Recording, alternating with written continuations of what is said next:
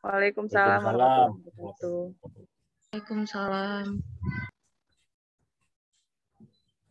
Baik, pada pagi hari ini, hari Sabtu, perkuliahan ke-9 ya, Bapak Ibu semua. Saya melanjutkan perkuliahan yang sudah disampaikan oleh Pak Rudi Natamiharja. Pada pertemuan ke-9, saya melanjutkan.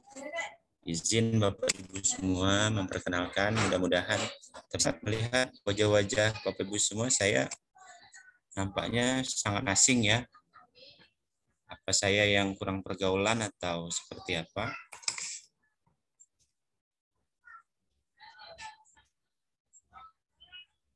Izin Bapak Ibu saya memperkenalkan diri. Nama saya Dr. Yusdianto, Sarjana Hukum Magister Hukum. Sehari-hari sebagai pengajar di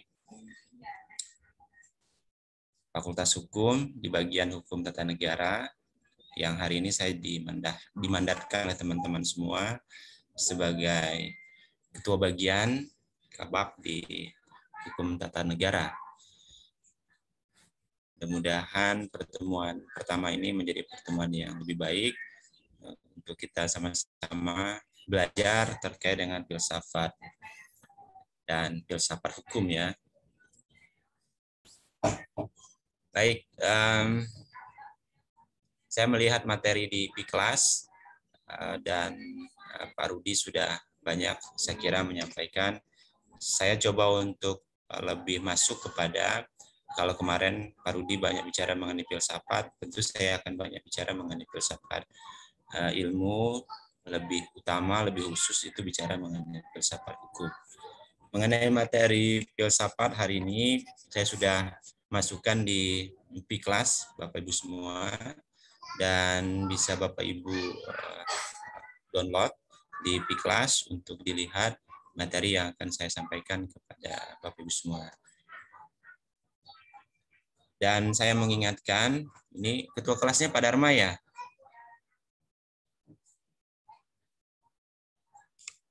Saya mengingatkan kepada teman-teman semua, Bapak Ibu, untuk mengisi daftar absen di Piklas yang sudah saya siapkan.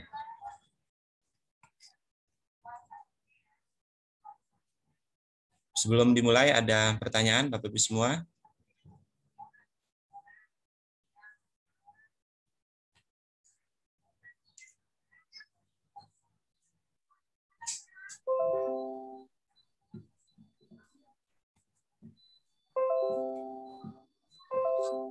Silahkan kalau ada pertanyaan sebelum dimulai terkait dengan filsafat. Baik, kalau tidak ada, saya pertama meminta kepada Bapak Ibu semua untuk memiliki literatur, dan saya justru mungkin berbeda. Mungkin karena Pak Rudi berasal dari Prancis, mungkin filsafatnya filsafat orang Prancis.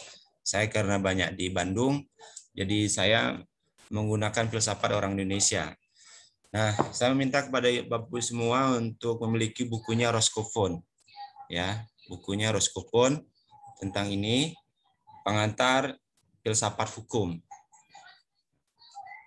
Kemudian kalau yang Indonesia, saya minta Bapak Ibu semua mencari diktat atau bukunya punya Prof. Lili Rasidi.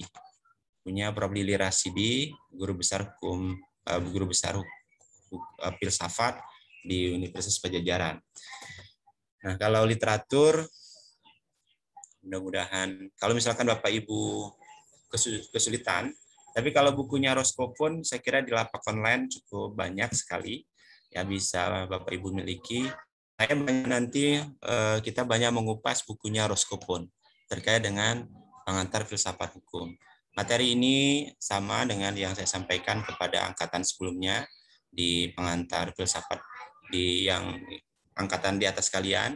Saya juga memberikan materi terkait dengan pengantar filsafat yang terkait dengan literatur dari bukunya Roscoffon. Saya menggunakan 2 diktat dan ini agak berbeda dengan Pak Rudi. Diktat saya yang pertama itu adalah bukunya Roscoffon, kemudian diktat saya yang kedua itu bukunya filsafat ilmu hukumnya Prof. Lili Rasidi dari Universitas Pajajaran Bandung. Terkait literatur, saya ulangi lagi, kalau bukunya Roscophone cukup banyak di lapak online, bisa Ibu miliki. Dan saya ke depan, pertemuan ke depan, mungkin pertemuan hari ini, saya akan mulai memberikan tugas kepada Bapak Ibu semua terkait dengan isi dari bukunya Roscophone. Buku Roscophone ada dua, ada yang buku teksnya bahasa Inggris, ada yang teksnya sudah diterjemahkan menjadi bahasa Indonesia. Nah, untuk lebih mudah, Bapak Ibu semua bisa memiliki di buku Roscophone yang sudah diterjemahkan. Baik, sampai di sini tentang literatur. Silahkan Bapak Ibu, ada yang perlu ditanyakan?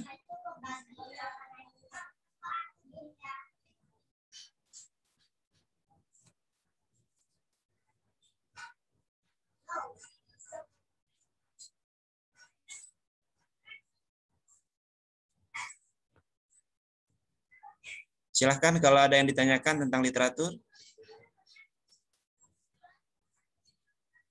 Pak, untuk tadi apa Pak? Roscophone. Roscophone. Roscophone. Roscophone. Bukunya ini salah satu literatur wajib saya waktu saya ngambil pendidikan doktoral di Universitas Padjadjaran Bandung. Jadi saya minta juga teman-teman semua paling tidak juga memiliki ini, ya. Ini salah satu buku wajib di dalam belajar ilmu hukum. Karena di sini banyak sekali nanti kita akan menemukan akar filsafat terkait dengan bagaimana kita mempelajari terkait dengan tujuan hukum, ya, sebagaimana yang kita ketahui sebelum kita belajar bukunya Rau, sebelum kita belajar bukunya pandangan pemikirannya Gustav Robruk, ya, tentang tujuan hukum. Kemudian di sini kita akan belajar mengenai penerapan hukum, lalu kemudian kita belajar mengenai pertanggungjawaban hukum, lalu kemudian kita bicara mengenai hak milik, dan kita bicara mengenai perjanjian atau kontrak. Nah, di buku Roscophone secara dasar filosofis itu diulas seluruhnya. Maka kemudian di pengantar filsafat, pembelajaran filsafat magister, saya kira ini menjadi salah satu buku pilihan yang harus Bapak Ibu semua miliki. Dan di lapak online saya cukup banyak ya Pak Dharma dan ibu-ibu semua, silahkan dilihat, itu cukup banyak sekali dan bisa ibu-ibu dan bapak dimiliki dan dipesan di sana. Ada lagi yang lain? Kalau Prof. Lili ada bukunya, tapi kebanyakan beliau menjual ya buku terkait dengan pedoman atau modul dari apa yang disebut dengan pembelajaran filsafat dan filsafat ilmu hukum.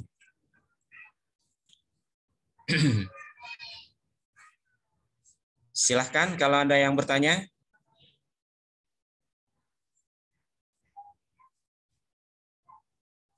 Oke, kalau tidak ada yang bertanya,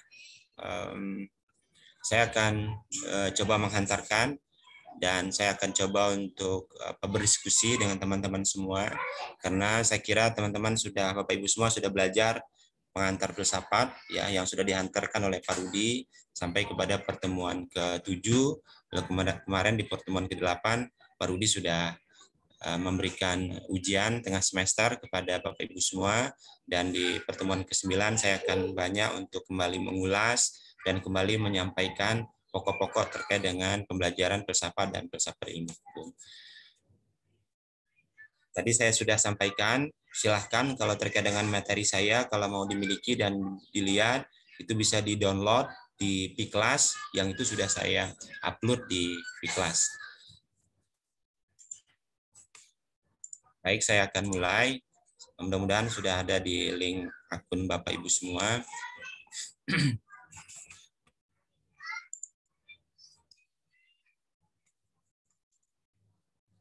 Pertama, saya akan coba mulai dari pengertian filsafat. Pengertian filsafat secara umum ini bicara mengenai karya manusia. Karena dia bicara karya manusia, tentu kita akan bicara mengenai hakikat tentang sesuatu. Nah, karya manusia ini ada 4 dan ditambahkan oleh Prof. Lili. Ya, karya manusia itu yang melekat pada diri kita. Itu pertama, kita punya raga, punya tubuh, punya rasa, punya keinginan, punya rasa.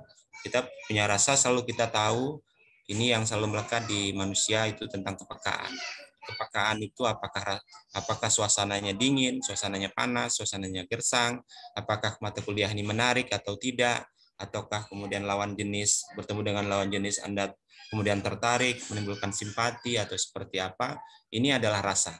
Jadi rasa ini kebanyakan melekat dan kadang berlebihan, khususnya bagi perempuan. Ini mohon maaf, bagi perempuan saya sebutkan, karena sensitivitas itu bagian dari rasa.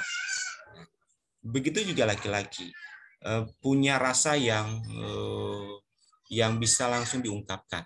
Suka, tidak suka, mau, tidak mau, hayalan, keinginan itu adalah bagian dari rasa. Juga kita punya rasio. Rasio itu adalah bicara mengenai pemikiran. Jadi setelah ada raga, ada rasa, tentu semua diakumulasikan dalam pikiran. Nah, ini ada antara laki dan perempuan itu dominannya, kalau rasa lebih dominan kepada perempuan, kalau rasio lebih dominan kepada laki-laki. Tetapi semua ada. Nah, lalu kemudian Prof. Lili di hipotesisnya menyebutkan dari raga, rasa, dan rasio itu ada yang disebut dengan rukun. Beliau sebutkan ada namanya rukun. Rukun itu dalam artian bahwa antara raga, rasio, dan rasa itu harus dikendalikan. Harus dikendalikan, tidak boleh dilepaskan, tidak boleh dibiarkan, semua harus dikembalikan yang disebut dengan rukun. Nah, jadi kita sebagai manusia harus mampu untuk mengendalikan bagaimana kehendak kita dalam raga, perbuatan, kemudian dari rasa kita dalam rasio kita. Nah, jadi saya kira Bapak Ibu semua harus dapat kemudian memposisikan, meletakkan di mana raga, rasa, dan rasio ini dapat bergerak seiringan dan bersamaan. Dan disinilah wujud personifikasi dari sebuah kehendak. Sebuah kehendak itu muncul dari personality seseorang. Personality seseorang itu digambarkan dari ini. Nah, ketika kemudian kita tidak dapat mengendalikan rasio, kemudian kita tidak dapat mengendalikan rasa, maka kita akan melampaui batas. Nah, melampaui batas dalam artian itu yang kemudian bisa membuat orang itu stres, bisa membuat orang sakit, bisa membuat orang hilang ingatan. Kenapa? Ketika kita tidak dapat mengendalikan rasa, maka kemudian kita tidak bisa berpikir secara objektif. Kalau kita tidak bisa mengendalikan rasio, maka kebodohan yang akan muncul pada diri kita. Nah, untuk itu dalam raga juga, dalam ilmu agama sudah disampaikan, di raga dalam ilmu agama sudah disampaikan bahwa ketika raga itu tidak diberikan asupan yang halal, tidak diberikan asupan yang sesuai, maka akan menimbulkan penyakit. Contoh, misalkan kita mengkonsumsi gula secara berlebihan, itu akan menimbulkan diabetes. Nah, lalu kemudian kita mengkonsumsi coklat yang berlebihan, itu juga akan menimbulkan penyakit. Lalu kemudian kita bekerja dengan memporsir diri kita, itu juga akan menimbulkan raga kita juga akan sakit. Nah, kita jadi semua harus berimbang antara raga, rasa, dan rasio. Nah, ini kemudian oleh Prof. Lili disebutkan dengan rukun. Sebelum sampai di sana, saya akan contohkan begini. Bapak Ibu semua ingat ya, kita sebagai manusia kita tidak dapat menjadi mereka. Saya ingatkan ini contoh, ini beberapa gambar, picture ya, bisa dilihat bahwa kita tidak dapat menjadi mereka. Tetapi kita harus menjadi diri kita sendiri. Kita tidak dapat menjadi mereka, tapi kita harus menjadi diri kita sendiri. Harus bagaimana? Dalam 3 hal tadi yang saya sebutkan. Raga, rasio, dan rasa. Raga, rasa, dan rasio. Nah, dan kita ya dilahirkan itu punya karakter masing-masing. Saya di perkuliahan di S2 juga saya sampaikan bahwa ada 3 rahasia yang tidak dimiliki oleh manusia. Ada 3 rahasia yang tidak dapat dimiliki oleh manusia. Pertama adalah kapan manusia itu dilahirkan, kapan manusia itu mendapatkan jodoh, kapan manusia itu meninggal. 3 rahasia ini tidak dapat manusia prediksi dan tidak dapat manusia ketahui. Ya. Kalau semua diprediksikan, kalau semua dipastikan, maka ya hasilnya tidak akan sempurna. Misalkan kita memaksa orang lahir. Sekarang kan sudah ada operasi yang sesar. Nah, maka hasilnya akan prematur. Lalu kemudian kita memaksakan jodoh. Maka hasilnya juga tidak akan samawa. Ya. Kemudian samawa itu dalam artian sakinah, mawaddah, warahmah. Betul ya Bu ya? Ya Bapak ya. Nah, kemudian kita memaksakan kematian. Itu melakukan pelanggaran hak. Ada istilah seseorang pasien karena sudah lama memiliki penyakit yang bertahun, ya, lalu kemudian dia meminta kepada keluarga dan dokternya, Bapak dokter, Ibu dokter, saya minta untuk suntik mati. Nah, itu tentu pelanggaran. Ada orang yang sudah koma bertahun-tahun, tidak meninggal-meninggal. Betul kan Bapak Ibu? Ada yang orang sehat, walafiat, nah habis dia kuliah meninggal. Itu juga ada. Jadi artinya yang namanya kata kematian itu dia tidak pakai nomor urut, tapi dia pakai nomor cabut. Bisa dia bayi, meninggal. Bisa lagi sedang bujang, meninggal. Baru dia sedang akad nikah, langsung meninggal. Ada juga. Belum menjalani perkawinan, sudah meninggal. Ada lagi yang sudah tua, kita doakan dia meninggal, tidak meninggal. Nah, banyak juga demikian. Kita sudah doakan orang yang misalkan kejadian, seseorang yang sudah sekaratul maut pun kita doakan meninggal, tidak juga meninggal. Napasnya sudah tetap di leher, dia tidak lepas napasnya, tetap aja di sini. Nah, itu 3 rahasia. Nah, untuk itu tadi saya katakan bahwa kita tidak dapat menjadi mereka, tetapi kita harus menjadi diri kita sendiri.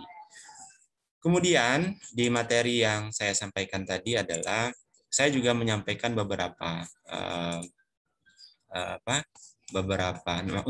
sebelum sampai di sana, saya akan sampaikan kepada Bapak Ibu semua terkait dengan definisi filsafat secara umum.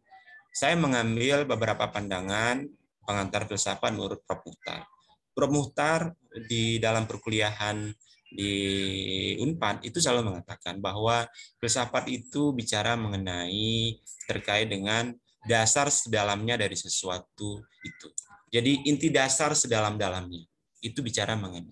Karena kita semua punya angan-angan, kita semua punya kemauan, kita semua punya prinsip, kita semua punya pandangan. Ini inti dasar dari sedalam-dalamnya dari sesuatu tersebut. Jadi sebuah keinginan kemudian diletakkan pada sebuah prinsip, dan dari prinsip itu diletakkan daripada pandangan kita. Jadi kita punya pandangan yang punya prinsip, bahwa prinsip itu tidak boleh dilanggari. Nah, misalkan prinsip hidup, prinsip dalam melaksanakan keyakinan, prinsip dalam bicara, prinsip dalam melaksanakan kewajiban, prinsip dalam menyampaikan hak. Nah, ini sebuah prinsip yang itu ada di dalam diri kita. Lalu Prof. Sudiman Karto di Piharjo dari Jogja, dari Gajah Mada juga menyampaikan bahwa tempat sesuatu di alam semesta dan hubungannya sesuatu tadi dengan isi dan alam semestanya. Nah, tentu saya kira Pak Rudi mungkin sudah menyampaikan kepada Bapak Ibu semua ada 3 inti dari pembelajaran filsafat yang memformat pola pikir kita, bahwa pertama kita harus belajar filsafat secara ontologi, secara epistemologi, lalu kemudian yang 3 secara aksiologi. Jadi secara ontologi, kemudian epistemologi, lalu kemudian secara aksiologi. Nah, mungkin Pak Rudi sudah menjabarkan, tapi saya coba untuk mengulang lagi. Untuk itu, objek kajian filsafat ini adalah kita belajar dari alam semesta dengan isinya. Kita belajar, jadi ilmu pengetahuan itu tumbuh dari alam semesta. Ya kan? Jadi sebagai manusia kita belajar dari alam semesta. Maka ada beberapa teman-teman yang menganut keyakinan, menganut agama, katakanlah agama Islam, sudah disebutkan untuk belajar ilmu, maka kita harus diminta untuk membaca. Bacalah. Membaca itu bukan membaca teks, tapi bisa saja membaca konteks. Tapi bisa dengan raga, dengan rasio, dengan rasa. Jadi kita membaca sebuah keadaan itu dengan raga, dengan rasa, dengan rasio. Maka kita belajar dari alam semesta. Alam semesta itu berasal dari internal, keluarga, dan belajar dari alam sekitar. Maka manusia itu dibentuk oleh keluarganya, diformat oleh keluarganya, dan belajar dengan alam semesta. Ya kan? Jadi kita sebagai manusia belajar dari alam semesta. Baik, sampai di sini. Sebelum saya lanjutkan lagi, ada pertanyaan Bapak Ibu semua? Silakan.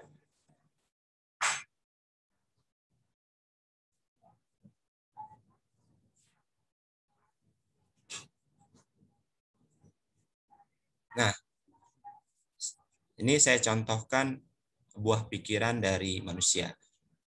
Silakan, ini beberapa kreativitas yang dilakukan oleh teman-teman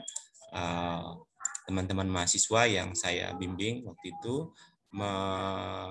Kita berikan ilustrasi untuk mereka membuat sebuah contoh kreativitas yang itu belajar dari alam sekitar.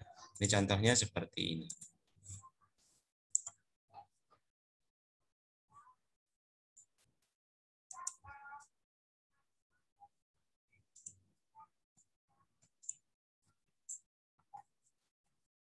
Maaf, sebentar.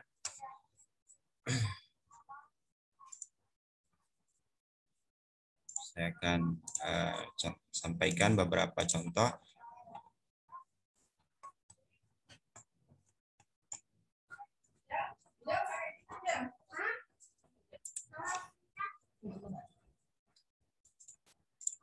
Ini saya kasih contoh kepada Bapak Ibu untuk bisa melihat bahwa kreativitas itu lahir dari mengamati alam semesta. Jadi pemikiran ilmu pengetahuan itu lahir dari kejelian. Ini contohnya seperti ini. Contohnya seperti ini. Ini sebuah kreativitas yang kita belajar dari alam semesta.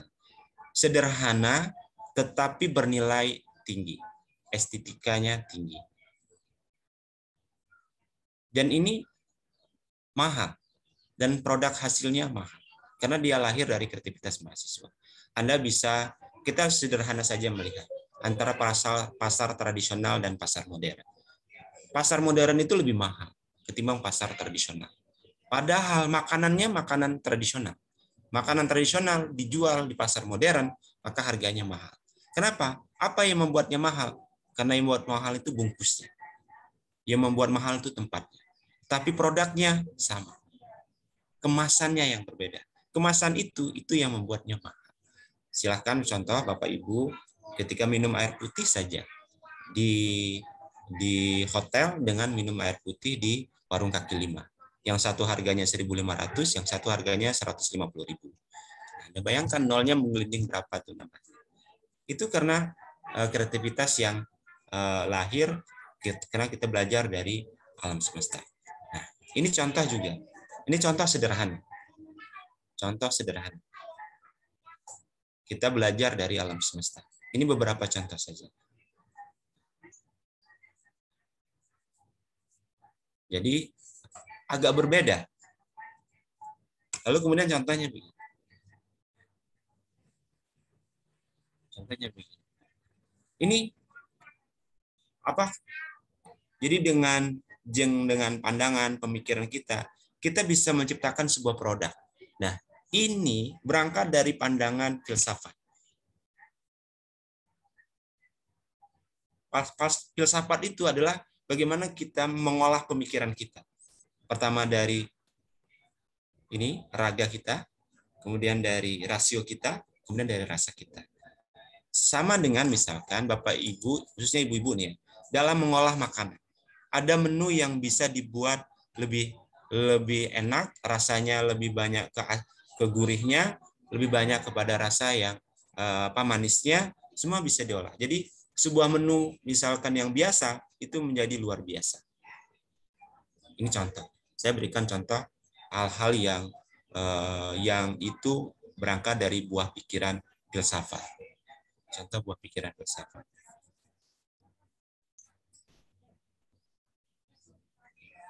Sampai di sini ada pertanyaan, Bapak Ibu semua? Silahkan. Kalau tidak ada pertanyaan ke saya akan bertanya kepada Bapak Ibu semua. Boleh ya saya bertanya? Nah, saya tadi sudah berikan contoh buah pikiran manusia. Saya mau bertanya kepada Bapak Ibu semua, pertanyaan saya, apa perbedaan ciptaan manusia dengan ciptaan Tuhan? Silakan. Saya mulai dari Pak Made Budi. Pak Made, boleh bantu saya? Apa perbedaan ciptaan manusia dan ciptaan Tuhan?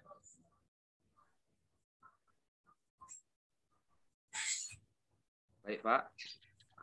Silakan. Jadi, menjelaskan pengetahuan saya terhadap apa yang disebut dengan ciptaan manusia dengan ciptaan Tuhan itu. Kalau ciptaan manusia sudah jelas, ya segala sesuatu itu diciptakan oleh manusia. Sedangkan ciptaan Tuhan itu segala sesuatu yang diciptakan oleh Tuhan Yang Maha Esa. Kemudian ada perbedaannya, yaitu jika diciptakan oleh Tuhan Yang Maha Esa mungkin memiliki yang seperti diterangkan oleh Bapak, yaitu memiliki rasa, cita, rasa, rasio, raga. Sedangkan ciptaan manusia itu adalah sebagai wujud apa yang menjadi apa yang menjadi sasaran atau objek yang akan diciptakan oleh manusia itu sendiri, yang tentunya tidak memiliki raga, tidak memiliki rasio, mungkin memiliki rasio yang mungkin dituangkan oleh manusia itu sendiri, yang diciptakan. Misalkan dia membuat robot itu memang memiliki rasio, cuman rasio yang dimiliki oleh manusia itu yang diimplementasikan di robot tersebut. Seperti itu, Pak. Terima kasih.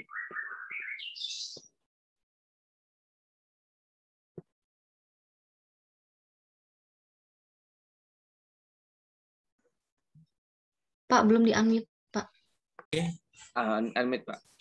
Mana? Pak Made Budi nih tulisannya? Ya, Pak. Tadi siapa? Saya kira. Selanjutnya tadi siapa yang bicara tadi? Silakan. Oke, Pak Made, makasih Pak Made ya. Siap, Pak. Ini atasnya. Oke. Next berikutnya saya minta kepada Pak Aldo Perdana. Pak Aldo bisa bantu saya? Menurut Pak Aldo, apa perbedaan antara ciptaan manusia dan ciptaan Tuhan? Iya, Pak Yus. Ya, terima Siap. kasih, Pak. Menurut saya seperti yang Bapak bilang tadi, Bapak sampaikan tadi, terkait dengan perbedaan ciptaan Tuhan dengan ciptaan manusia. Ya. Raga, rasa, rasio, bagian dari ketiganya itu adalah ciptaan yang diciptakan oleh Tuhan, Pak, yang diciptakan oleh Tuhan yang berbentuk absolut dia, Pak. Artinya mutlak, sempurna. Kalau ciptaan manusia dia relatif, lebih ke relatif. Dan menghasilkan buah pikir yang berubah-ubah. Dia lebih ke relatif gitu, Pak. Terima kasih, mungkin seperti itu kiranya, Pak. Oke, baik. Ini izin ya Bapak-Bapak, kalau saya melihat wajah-wajahnya ini kayaknya abang-abang saya semua ini ya. Saya ini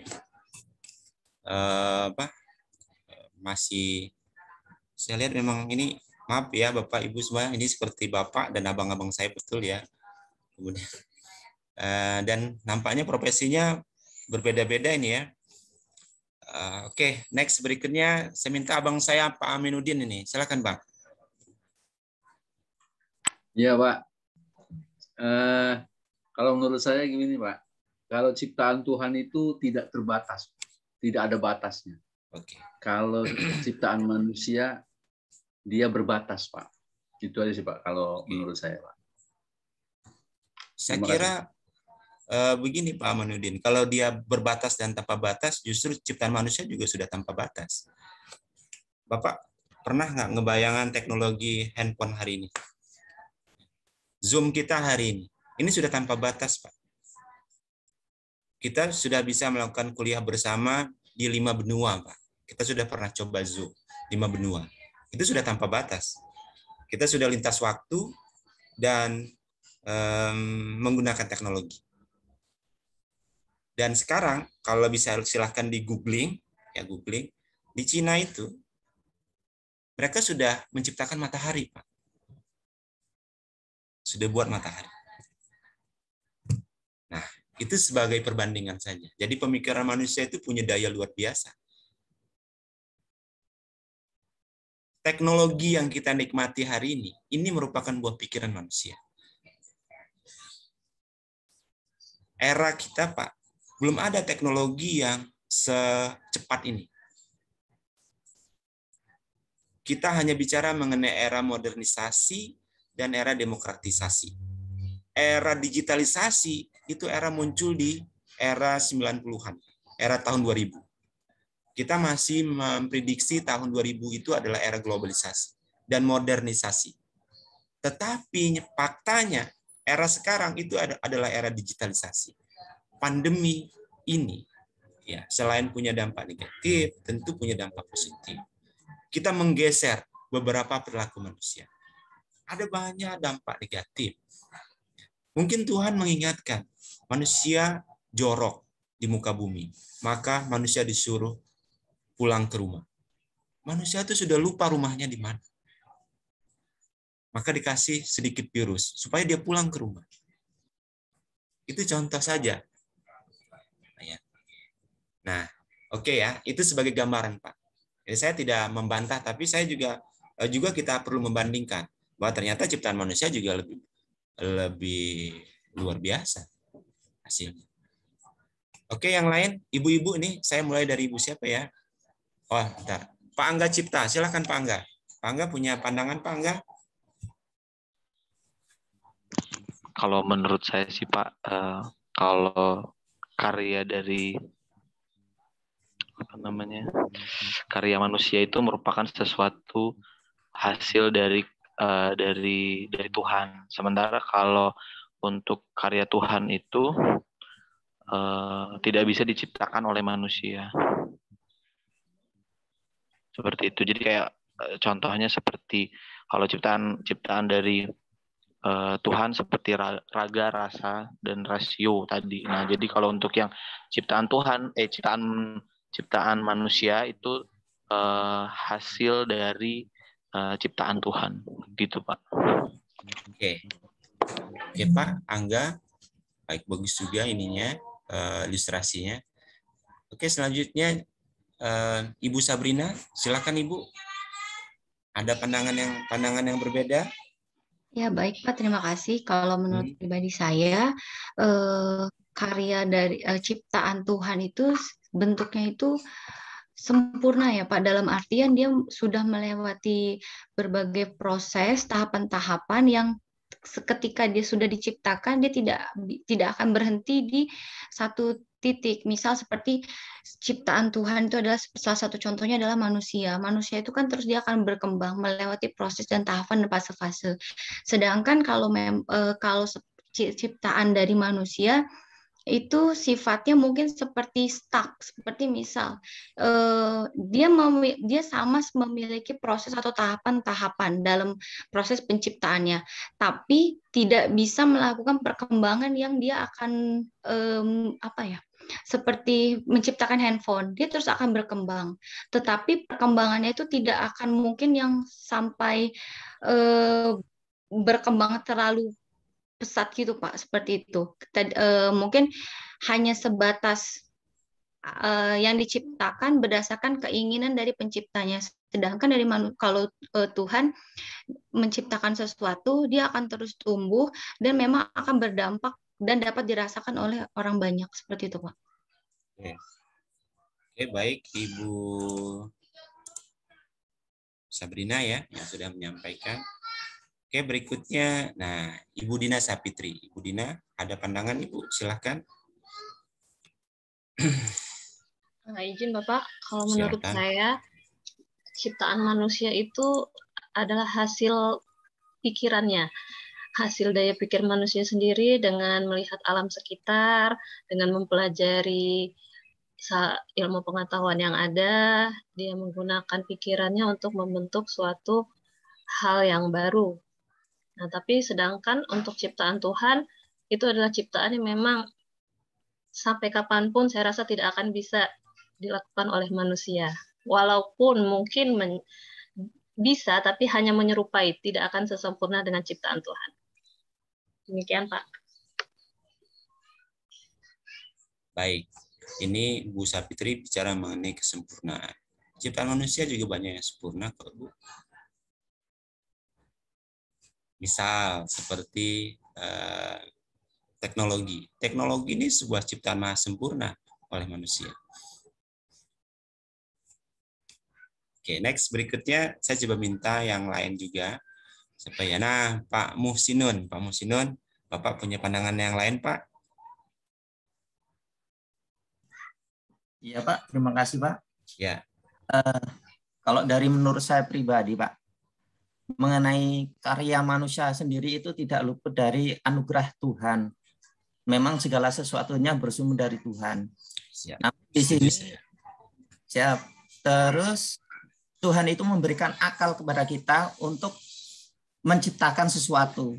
Nah, hasil cipta manusia itu bisa berupa cipta rasa karsa manusia untuk membuat sesuatu.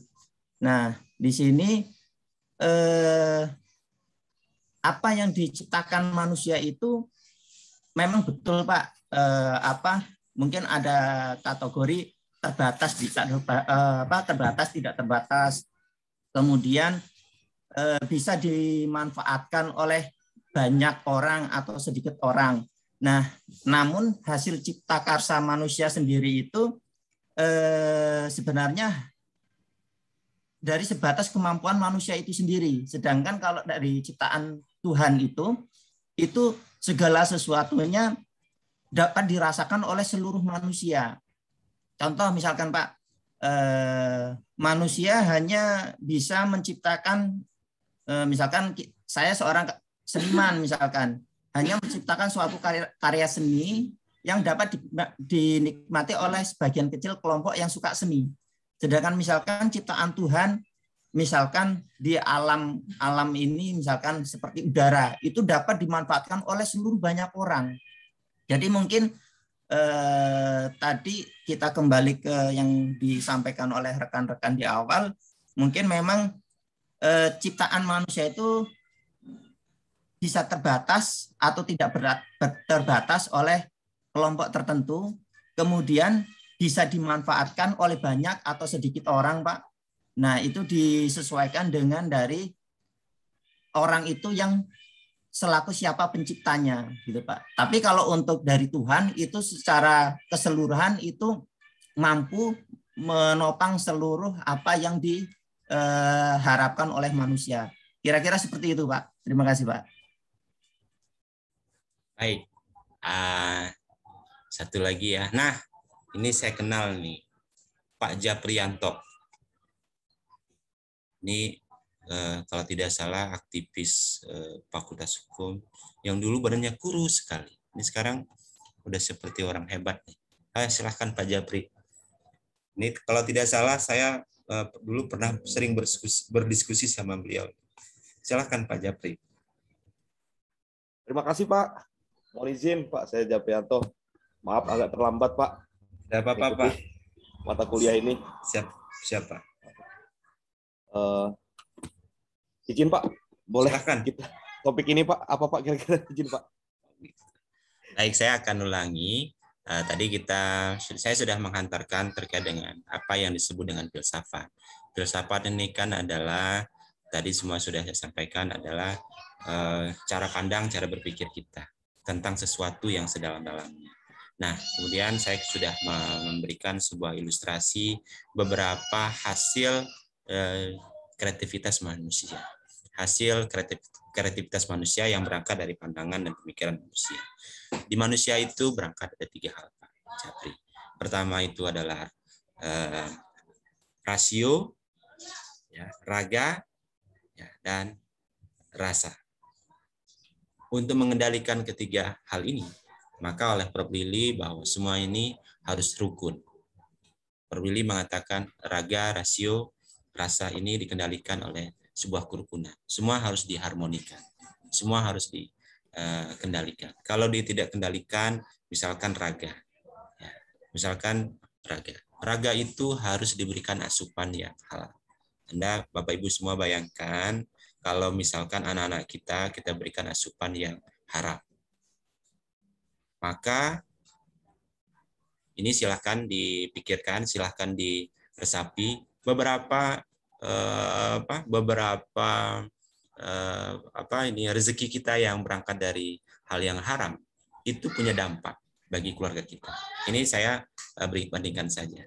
Misalkan anak kita berikan rezeki yang haram, itu bisa saja sakit, ya kan?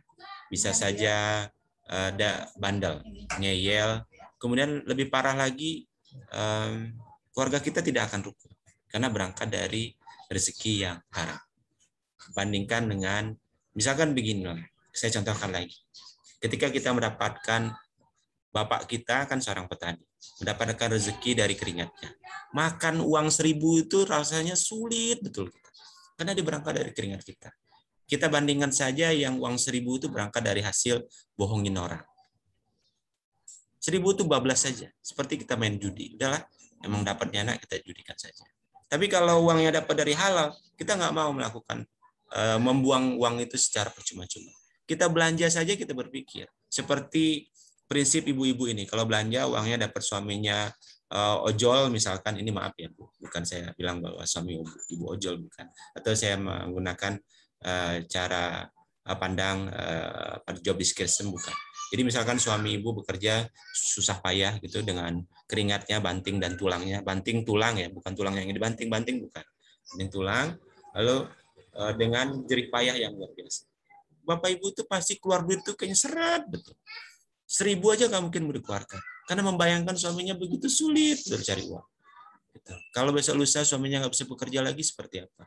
Nah, coba kalau uang itu didapatkan, orang datang karena pekerjaan dapat fee. Misalkan contohnya begitu. Ini kayaknya cepat betul uang. Belanja ini, belanja itu, ini situ. Udah. Nanti besok dapat lagi. Kan begitu. Raga, lalu kemudian rasio. Rasio ya, dan rasa. Maka Pak Jabri ya, kembali ke pertanyaan tadi, saya meminta pandangan teman-teman semua. Apa perbedaan dari ciptaan manusia dan ciptaan Tuhan? Itu saja. Jadi, silakan Pak Jabri. Terima kasih Pak. Ya. Yang pasti sebagaimana kita ketahui, manusia adalah makhluk yang paling sempurna yang diciptakan oleh Tuhan. Siap. Yang memiliki cipta, rasa, karsa yang dapat memberikan makna dalam suatu gejala atau suatu kondisi, di mana berkaitan dengan filsafat adalah upaya manusia untuk mendapat makna yang paling mendasar dari segala sesuatu yang menjadi soal-soal dalam tengah-tengah kehidupan. Jika kita berpikir kenapa harus ada orang di kantor, kenapa harus ada orang di sawah atau menjadi petani, kenapa harus ada orang berdagang, dan ini suatu kenapa manusia itu harus dengan ada misalkan contoh di Prancis dulu ada revolusi industri, di Inggris ada situasi yang berbeda dengan situasi negara lain, sehingga ini adalah suatu pemaknaan dan pencarian kebenaran daripada manusia, yang mana akhirnya dengan cara-cara yang manusia berdialektika dan berkontemplasi dengan mempelajari gejala-gejala yang ada ini, sehingga mencari pemaknaan yang paling mendasar, yang sebagaimana tadi kaitan dengan Bapak bilang, manusia itu mempunyai rasa hati nurani, yang mana dia merasa dia sangat ketakutan ketika dia melakukan perbuatan yang salah, yang dianggap sebagai perbuatan yang dilarang, dia ada rasa takut, dan ini adalah suatu bentuk pemahaman daripada pemaknaan daripada filsafat yang ada kaitannya dengan memang perbedaan manusia dengan makhluk lain seperti dia binatang dan tumbuhan, sehingga manusia inilah yang dapat berpikir dengan memaknai yang paling mendasar dengan mempergunakan akalnya dengan cipta, rasa, dan karsanya, Pak. Itu yang kelebihan manusia, dan ini ada berkaitan dengan juga nurani itu yang paling dalam, dan itu yang memang berbeda dengan makhluk ciptaan lain seperti hewan dan tumbuhan. Begitu, Pak. Oke. Baik. Pak Jabri, terima kasih. Ya, satu lagi, saya minta kepada siapa ya, Ibu ya? Ibu Febrina Prima Sasti. Febrina Prima Saskia. Bu Febri, silakan Bu. Bu Febri mendengarkan saya, Bu? Febrina ya? Iya, Pak. Oke, Bu. Silahkan, Bu. Ada pandangan yang lain? Masih tentang ciptaan Tuhan tadi ya, Iya, Pak ya? iya. Kalau menurut saya, ciptaan Tuhan itu semerta-merta ada yang meskipun manusia belum tahu, mungkin kegunaannya itu belum dieksplor sama manusia. Sedangkan kalau buah pikiran manusia itu pasti manusia itu menciptakan sesuatu itu ada maksud dan tujuannya, kayak gitu, Pak. Oke, baik. Silahkan, ini bisa diperdebatkan apa yang saya jawab. Tidak juga mendekati kebenaran atau menjadi benar, tidak. Tapi boleh diperdebatkan. Jadi bapak-bapak, ibu-ibu semua sudah menyampaikan terkait dengan apa yang menjadi perbedaan. Saya kemudian mengajak bapak ibu semua di dalam membaca hukum. Ini saya bandingkan ke hukum. Ada 11 tafsir konstitusi yang kita pergunakan. Ini bagi teman-teman yang bekerja di bidang hukum selalu menggunakan. Ada 11 tafsir dalam membaca peraturan perundang-undangan. Misalkan tafsir original intent, tafsir grammatical, tafsir histori, perbandingan, dan seterusnya. Nah, kemudian saya membandingkan, saya mengilustrasikan gini, bahwa betul secara hierarki, bahwa yang namanya manusia adalah bagian dari ciptaan Tuhan. Tentu kapasitas daya berpikirnya tentu tidak bisa melebihi Tuhan. Secara hierarki ya, Bapak Ibu semua. Tetapi dalam penciptaan, jadi kita dudukan dua subjek, ya, antara hasil ciptaan manusia dengan hasil ciptaan Tuhan. Ini kita lihat bahwa dengan ketiga hal yang dimiliki oleh manusia, ternyata manusia juga betul kata Pak Japri tadi, diberikan kesempurnaan. Diberikan kesempurnaan dalam menciptakan sesuatu. Seperti yang di depan kita adalah teknologi digitalisasi. Teknologi digitalisasi. Ini sebuah produk yang dihasilkan oleh buah pikiran manusia. Dan tidak ada hasil hari ini tahun 80-an ya, generasi 80, generasi bomber seperti kita ini, bukan generasi milenial, generasi bomber seperti ini. Kita tidak mengenal teknologi. Kita masih bermain kelereng, kita masih berenang di kali, kita masih mancing di sungai, kita masih melakukan yang tidak menggunakan teknologi. Kita masih main di sawah, ya kita masih main di gunung, masih ya kalau saya di kampung saya masih sering mutasi ikan, cari ikan saya putas ikannya sama teman-teman kan. Ya itu masih kenakalannya kalau misalkan mau cari ayam nggak dikasih ayam saya ngambil ayam punya orang lain. Nah, kemudian disuruh ke sekolah nggak pakai sepatu, ya gitu. Disuruh sekolah bolos kita. Itu generasi kita. Itu perilaku. Kemudian terkait dengan karya, hasil karya. Coba Bapak Ibu lihat, tidak ada hasil karya kita yang tidak sempurna.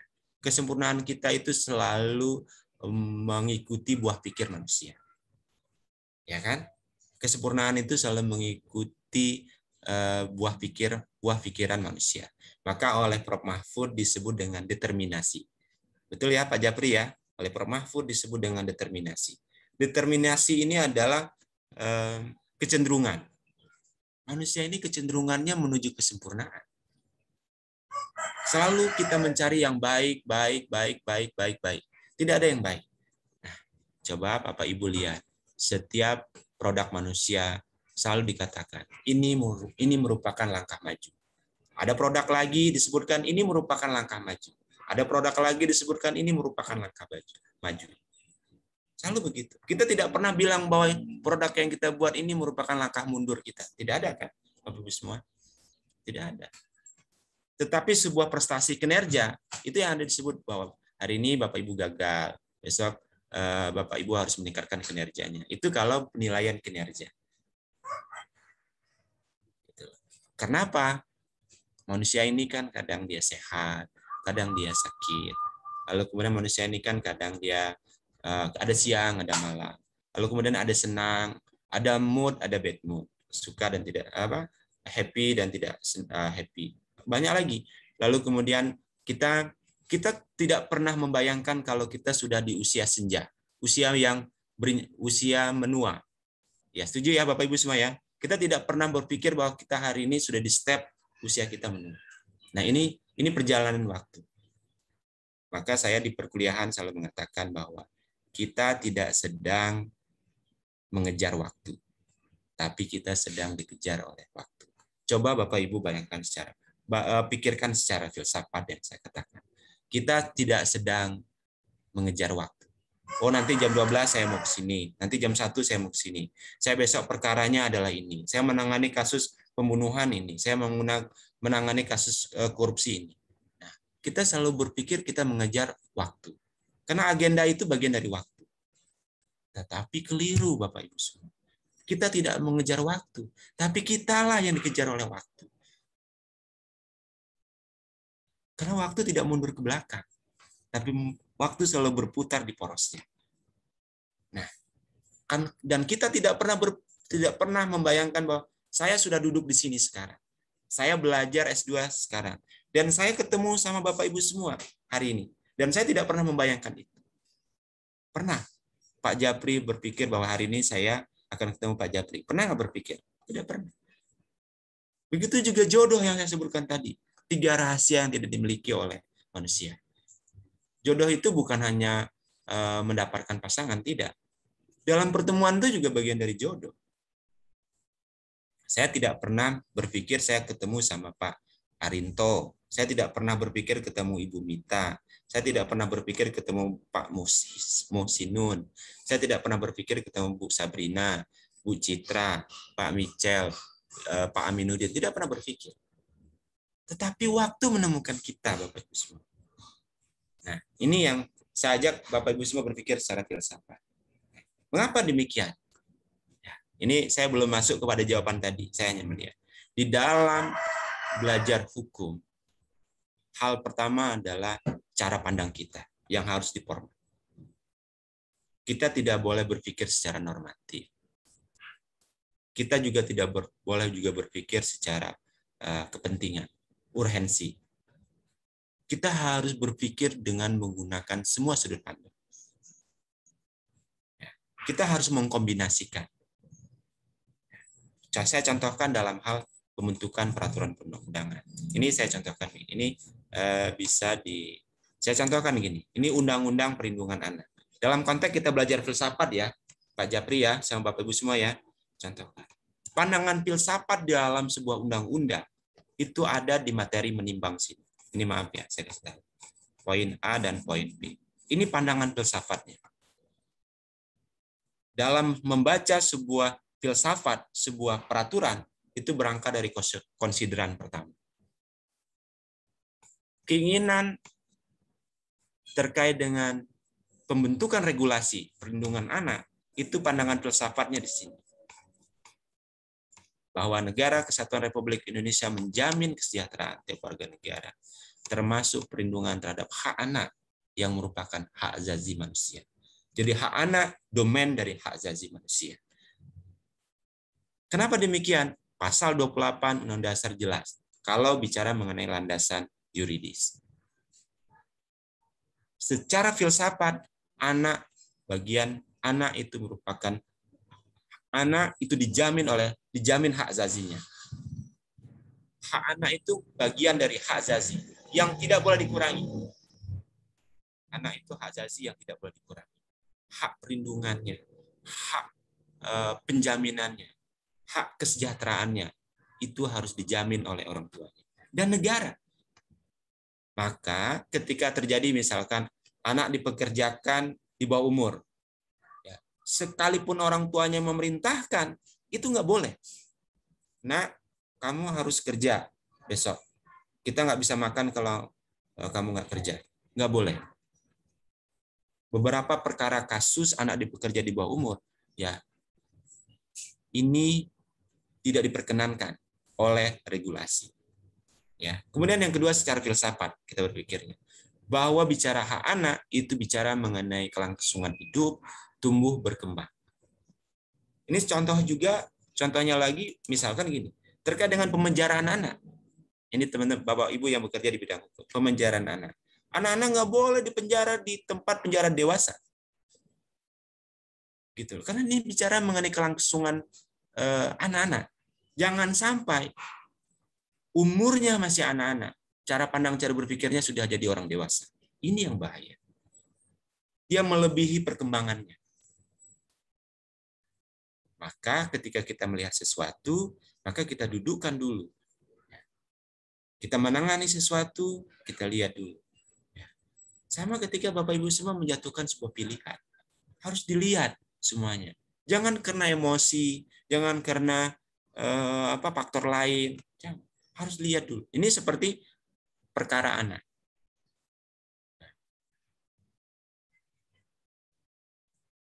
Dari ilustrasi tadi, ya, saya kembalikan kepada pandangan filsafat yang saya tanyakan kepada Bapak Ibu semua terkait dengan apa perbedaan ciptaan manusia dan ciptaan.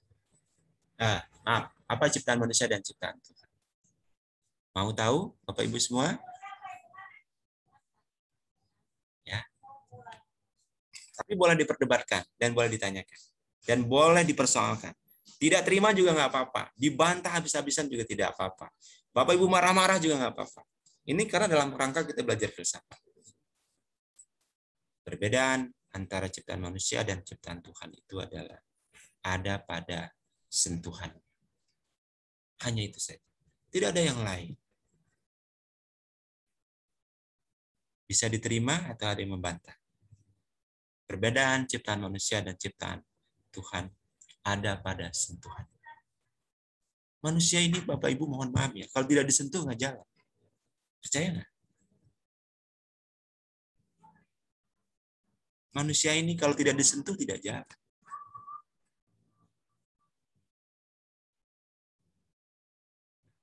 Ciptaan manusia tidak perlu disentuh, sudah jalan sendiri. Dia berputar pada sumbunya. Dia berputar pada rotasinya. Dia ada di tempatnya. Yang merusak itu siapa? Manusia itu sendiri. Tuhan ciptakan hutan. Sama manusia dibakar. Sudah tahu yang namanya hutan itu menghasilkan oksigen. Sekarang apa coba? Kita berlomba-lomba cari oksigen. Pandemi kemarin terjadi kelangkaan oksigen. Itu akibat apa? Ulah manusia yang membuat oksigen itu habis. Sekarang beberapa daerah di Lampung sedang punya inisiasi membuat kantung-kantung oksigen. Aneh kan? Lalu kemudian jual beli air. Tuhan tidak pernah mengatakan, ini air lu jual belikan ya. Nggak ada. Ini akibat apa? Manusia yang sombong. Gitu kan? Lalu bicara mengenai apa lagi? Perikanan. Ikan itu sekali ambil makan. Tapi kita tidak. Ikan itu untuk industri. Kalau sudah pakai industri sama sudah ada campur tangan manusia. Tidak salah kalau misalkan ikan itu punya kandungan kimianya. Dikasih formalin ikannya. Maka nggak salah kalau manusia banyak kena kanker. Karena dikasih formalin, itu disegarkan. Buah-buahan juga begitu, Bapak Ibu semua. Buah-buahan itu sekali makan saja. Ini kan tidak. Saya jual untuk, misalkan pedagang, ini maaf ya. Pedagang kan motifnya cari untung. Buah dibelah 4, belahan ini untuk yang pesan itu. Selama tidak dipesan, ini buah nganggur 2 jam 3 jam. Didinginkan. Proses pendinginan itu sama juga proses dia membekukan, membuat jari segar menjadi tidak segar. Kemudian robot, ini tadi ada yang robot. Robot itu kalau tidak disentuh tidak jalan. Handphone kita ini kalau tidak dicas tidak hidup loh. Ciptaan manusia ada nggak? Manusia kita ini dicas nggak sama Tuhan?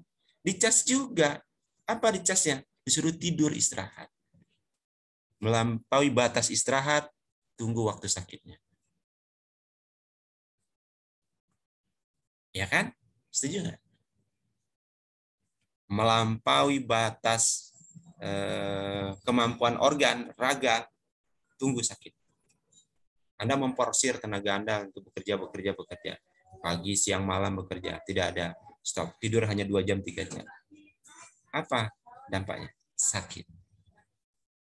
Ya, kita akan down. Coba kalau kita berlaku hidup sehat. Nah, melihat dari wajah-wajah Bapak Ibu, Bapak-bapak semua ini, mohon maaf, dari wajah-wajahnya. Pasti pikirannya, bagaimana saya dapat rezeki hari ini? Bagaimana dapat rezeki hari ini? Selalu berpikirnya begitu. Ini maaf, ini contoh saja. Saya tidak mengeneralisir dan menjustifikasi, tidak. Untuk itu, ya. Maka kalau ciptaan manusia itu ciptaan Tuhan, itu bedanya di sentuhan. Karena ciptaan manusia harus disentuh dulu baru jalan. Lalu kemudian ciptaan manusia ini kan disentuh dulu baru kasih perhatian. Coba kalau nggak dikasih perhatian, nggak mau dia.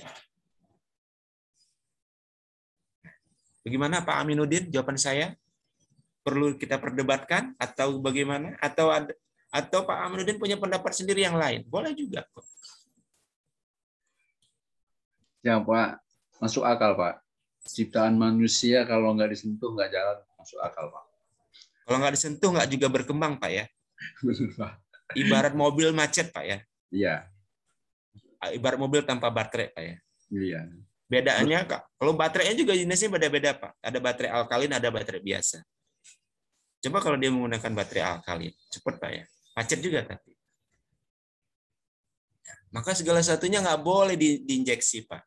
Segala satunya harus berputar di semuanya. Nggak boleh dibuat-buat. Pasti akan dampaknya. Hari ini kita diuntungkan, besok belum tentu kita diuntungkan. Gitu. Orang misalkan konsumsi suntik vitamin C. Hari ini sehat Pak. Betul. 5 tahun, 10 tahun lagi lihat dampaknya. Bukan hari ini. Karena kita memporsir diri kita. Biar kita tampil sehat, segar.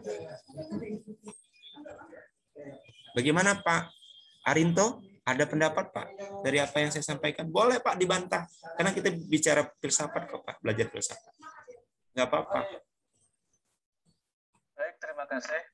Ya. Pada prinsipnya saya sependapat dengan pendapat rekan-rekan mahasiswa dan mahasiswi yang menyampaikan bahwa satu, ciptaan Tuhan yang Maha Esa atau Allah Subhanahu wa Ta'ala.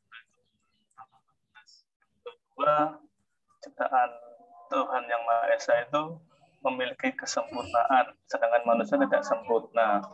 Seperti hal yang disampaikan oleh Pak Yustianto yang menyampaikan bahwa manusia juga memiliki ciptaan yang sempurna dan tanpa batas seperti handphone, seperti menciptakan matahari. Saya tidak setuju itu dengan pendapat Pak Yus. Boleh Pak, boleh Pak, boleh kita. Karena kesempurnaan hanya milik Allah Subhanahu wa Ta'ala, Pak. Itu pesan saya. Nah, kemudian seperti handphone seperti yang disampaikan Pak Almudin tanpa batas. Itu manusia pun juga ciptaannya tidak bisa melebihi batas ciptaan Allah Subhanahu wa Ta'ala. Handphone bisa berkomunikasi seluruh dunia, tapi tentunya apakah bisa handphone berkomunikasi dengan malaikat, Pak? Begitu. Nah, itu perbedaannya seperti itu. Itulah ciptaan Tuhan yang Maha Esa atau Allah Subhanahu wa Ta'ala berbeda dengan ciptaan yang manusia. Seperti Tuhan itu memiliki cipta, rasa, dan karsa itu benar. Dan Bapak menyampaikan masalah Tuhan, Pak ya. Kalau sentuhan berarti kita sudah masuk di kolbu kita. Kita bicara kolbu, hati nih Pak. Tuhan itu Pak. Nah, hati itu yang memiliki hati itu tentunya hati yang bisa punya perasaan itu adalah manusia. Memang makhluk hidup yang lain punya hati, tapi tidak seperti hati yang dimiliki oleh manusia. Jadi cipta rasa karsa itulah yang membedakan di mana manusia menciptakan produknya, sedangkan ciptaan Allah Subhanahu wa Ta'ala itu seperti ini loh. Cipta rasa karsa itu pasti akan dimiliki dan berkembang. Satu lagi tentunya perbedaannya, ciptaan yang bernyawa itulah yang paling sempurna. Kita semua Pak yang hadir inilah ciptaan Tuhan yang paling sempurna. Saya rasa seperti itu Pak. Ya, oke.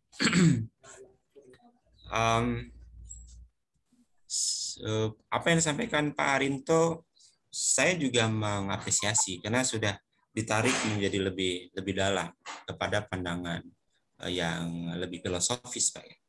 Bapak menariknya lebih pandangan filosofis. Tapi dalam rangka saya coba dalam hal ini, saya tidak sedang melakukan klarifikasi, Pak. Tapi saya hanya mengajak untuk membuka pandangan pemikiran kita terkait dengan hakikat kita sebagai manusia, Pak. Yap. Itu, Pak. Jadi masih sebatas itu. Saya tidak mengajak Bapak kepada hal yang lain. Maka kemudian, kenapa demikian? Saya bilang sentuhan. Raga kita, Pak, kalau kita tidak sentuh, Pak, ya, seperti binaraga, Pak. Kita punya hayalan menjadi binaraga. Kita sentuh dulu, Pak. Bisa biar menjadi binaraga. Coba kalau misalkan, saya bayangkan, ini maaf ya, Pak siapa ya? Nah, Pak Muhammad Ihsan. Kurus ya, ini maaf ya Pak Muhammad Ihsan ya. Kurus begini. Punya hayalan jadi binaraga. Disentuh dulu Pak fisiknya. Baru bisa besar. Kemudian rasa kita, Pak. Menyukai sesuatu, Pak. Kita menyukai seseorang itu karena sentuhan. Menyukai seseorang. Beda dengan mengagumi, Pak. Kalau mengagumi itu hanya melihat, oh saya kagum ya orang itu. Orangnya cantik. Itu sebatas kagum. Tapi kalau menyukai, itu karena sentuhan. Karena interaksi, komunikasi. Betul memang pandangan pertama itu memberikan makna yang luar biasa. Pandangan pertama. Pandangan itu karena sentuhan, Pak. Karena kita memandang. Nah, begitu. Lalu kemudian ini rasa. Rasio, akal. Ada dua yang sering terjadi secara ilmu pengetahuan. Ada orang pintar karena otodidak, ya, karena lahir karena sudah dicatatkan. Ada orang yang pintar karena belajar. Belajar itu karena dia disentuh untuk belajar. Jadi saya kira begitu Pak cara pandangnya. Saya tidak sedang, nah ini kalau menurut saya.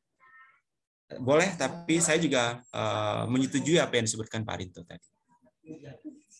Ada lagi yang lain yang membantah apa yang saya sampaikan atau punya pandangan yang lain? Silahkan Bapak Ibu. Izin Pak.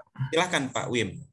Kalau saya sepakat dengan Pak Yusdianto terkait sentuhan, bicara rotasi dan bicara dorongan untuk manusia, tapi mungkin saya sedikit menambahkan, bicara tentang ciptaan, mungkin kita bicara tentang wujud dan maujud Pak ya dalam filsafat. Betul. Lalu mungkin sedikit mengulas tentang pengetahuan kita sebelumnya bahwa dalam asas kausalitas sebab akibat yang kita ketahui bahwa akibat itu membawa unsur-unsur sebab. Ketika kita sepakat bahwa manusia itu ciptaan Tuhan, maka kita juga harus mengakui bahwa manusia ini membawa unsur-unsur atau sifat ketuhanan. Yang kalau Bapak tadi bilang kita cenderung kepada kebaikan. Saya sepakat. Karena manusia itu membawa unsur-unsur ketuhanan. Dan juga yang harus kita pahami bahwa bicara tentang ciptaan, kita bicara wujud dan maujud, kita bicara tentang pencipta dan ciptaannya. Dan kembali kepada basic lebih awal bahwa manusia itu adalah ciptaan Tuhan. Manusia ciptaan Tuhan, dan pada saat manusia ciptaan Tuhan, maka ketika kita sepakati Tuhan adalah bentuk kesempurnaan, maka kita juga harus mengakui bahwa manusia itu pasti membawa unsur-unsur kesempurnaan dari Tuhan tersebut. Membawa, bukan seluruhnya, membawa sebagian unsurnya. Dan dalam hal ini yang saya lihat bahwa kesempurnaan manusia tadi, kita akan selalu berfokus kepada akal. Akal tadilah yang menjadikan cipta atau karya yang diciptakan oleh manusia. Yang oleh Pak Yusdianto tadi katakan harus diberi dorongan, kalau robot harus dikasih baterai, kalau komputer harus dikasih logaritma, dan sebagainya. Sehingga dia bisa berjalan sesuai dengan maunya si manusia atau si pencipta. Sedangkan Tuhan menciptakan sesuatu berdasarkan juga dengan maunya Tuhan.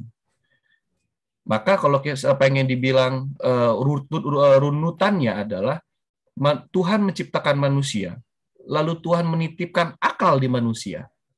Lalu berdasarkan akal manusia tersebut, manusia menciptakan produk-produk atau karya-karya yang manusia itu inginkan, padahal dia lupa bahwa setiap karya yang diciptakan berasal dari akal, yang akal tersebut Tuhan berikan. Mungkin begitu aja, Pak. Terima kasih, Pak. Baik. Ya. Saya kira saya mendapatkan pengetahuan yang juga cukup luar biasa ya dari Wim ya. Saya kira masih sesederhana yang saya anggap, tetapi ternyata Wim juga banyak menyampaikan beberapa hal yang saya juga baru mendengarnya.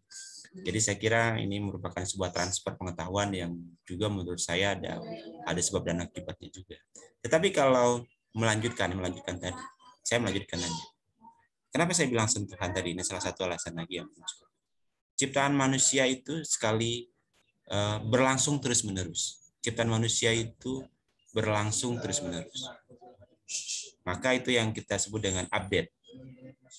Nah, kan ada yang disebut dengan cool date, tidak cool date, ada yang update. Ya. Teknologi ini selalu mengikuti kebutuhan dan selalu berkembang sesuai dengan ilmu pengetahuan. Tapi kalau ciptaan manusia, ini izin Pak, sekali selesai. Manusia itu sekali selesai. Tidak ada manusia yang lain. Manusia itu sekali selesai. Diciptakan oleh Tuhan sekali selesai. Malaikat diciptakan sekali selesai. Setan, jin, dan seterusnya sekali selesai. Kalau kita bicara mengenai ciptaan Tuhan. Tapi kalau ciptaan manusia selalu berkembang.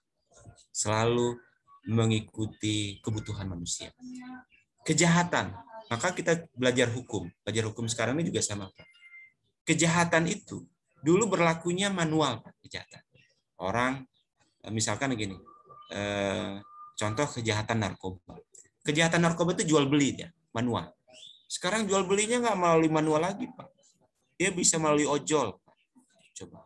Kan sudah berkembang jual belinya. Kalau kita menemui peristiwa misalkan, kan kalau dalam hukum pidana kita, ya, yang ditangkap itu kan yang memberi. Sementara ini melalui pihak perantara, ojol.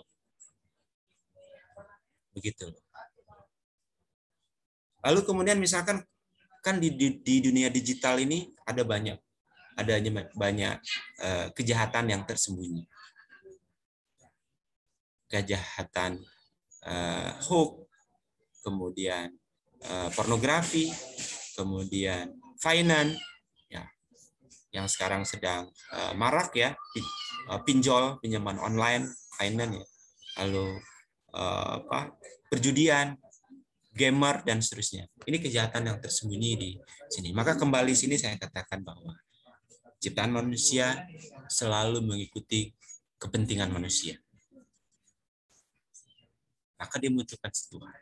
Kalau ciptaan Tuhan sekali selesai. Kalau dia sudah mulai marah, dia habiskan aja. Manusia sudah melakukan tindakan brutal. Dia buat bencana saja. Seperti pandemi kemarin. Itu kan manusia sudah mulai jorok di muka bumi. Manusia disuruh bersih pada intinya. Makan sembarangan, berkumpul sembarangan, ya. Kemudian melakukan perbuatan yang bebas tanpa batas. Ini manusia ditarik untuk pulang ke rumah. Hanya dikasih virus saja. Itu teguran, contoh. Maka saya sebutkan bahwa ketika Tuhan marah itu terlihat. Ketika Tuhan sedang menegur juga terlihat. Kalau manusia ini kan ciptaannya terus-menerus. Dia selalu mengikuti pemikiran manusia itu sendiri. Jadi itu ya Pak Wim ya, saya teruskan ya. Nah, maka saya tadi sebutkan secara klausul dasarnya, klausul dasar dari apa yang kita lihat. Pandangan falsafati manusia. Pandangan falsafati manusia ini adalah sentuhan itu, Pak. Sentuhannya apa? Ilmu pengetahuan. Ilmu pengetahuan berasal dari mana? Bisa berasal dari keyakinan, pandangan agama tadi yang disebutkan, bisa dari alam sekitar, bisa dalam transfer pengetahuan seperti ini. Gitu. Ya kan? Atau ada yang menambahkan yang lain? Silakan. Tapi kok belajar filsafat sama Bapak Ibu semua nggak kerasa ya? Bapak Ibu bosan nggak kalau kita belajar seperti ini? Lebih seru, Pak. Lebih seru ya. Kalau sama Pak Rudi bagaimana? Saya tidak sedang membandingkan dengan Pak Rudi ya. Banyak teorinya, Pak. Ya? Pak Rudi banyak teorinya. kita tidak perlu, kalau saya sih sebetulnya kita tidak perlu banyak teori. Kalau teori ke Bapak Ibu baca buku aja. Kan gitu. Kita melihat praktek, misalkan kita membutuhkan, ini saya contohkan, ini silakan. Ini saya contohkan begini, ini sudah saya berikan gini. Materinya begini. Saya membutuhkan pandangan filsafat Bapak Ibu semua terkait dengan choice masalah yang saya berikan seperti ini. Dan ini ada. Silakan Bapak Ibu lihat di materi yang sudah saya berikan ke Bapak Ibu semua. Saya contohkan begini. Silakan Bapak Ibu pikirkan. Silakan Bapak Ibu pikirkan. Coba pikirkan. Pak Japri, ya, silakan. Pak Midian, silakan pikirkan. Contoh begini. Pandangan filsafat kita seperti begini. Bagaimana kita melakukan penanggulangan kemacetan? Dari sisi ekonomi, dari sisi politik, dari sisi kebijakan, dari sisi kultur, lalu kemudian dari sisi hukum. Penanggulangan kemacetan. Kemacetan ini merupakan masalah besar di kota-kota besar. Termasuk di Bandar Lampung. Kalau di Bandar Lampung ini kan solusinya sederhana. Macet dibuatkan flyover. Beres. Apakah itu menyelesaikan kemacetan? Tidak. Selalu ada kemacetan itu. Kalau Pak Herman HN waktu wali kota kan jelas. Dia tidak bisa melihat gang sempit, lebarkan. Karena ini sumber kemacetan. Jadi tindakannya simpel, singkat saja. Sekarang yang terjadi, pengurangan konsumsi BBM, solar. Bapak Ibu yang punya kendaraan solar tentu sekarang ini menjadi masalah bagi kita semua. Kita harus cari solar ngantri. Ya. Cari yang mahal juga ngantri juga, kadang-kadang nggak ada. Ini masalah. Coba kita pikirkan bagaimana pandangan, jalan keluarnya. Lalu kemudian rasionalisasi jumlah angkot. Sekarang dulu sebelum online ojol ya, go-kart segala macam, ini angkot ini masalah juga. Zaman saya kuliah 97, 98, angkot tuh banyak. Sekali mogok aja ekonomi kota berhenti. Mogok Pak, sejaman saya dulu mogok angkot, saya nggak bisa datang kampus. Betul nggak Pak Japri? Kita nggak bisa datang kampus kan? Kalau mogok angkot. Tapi kalau Pak Japri kosnya di Kampung Baru kalau nggak salah. Ya.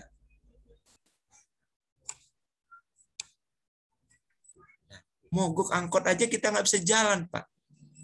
Udah beres-beres, Pak mau kuliah, angkotnya mogok. Nah, nggak bisa kita berangkat. Dominasi.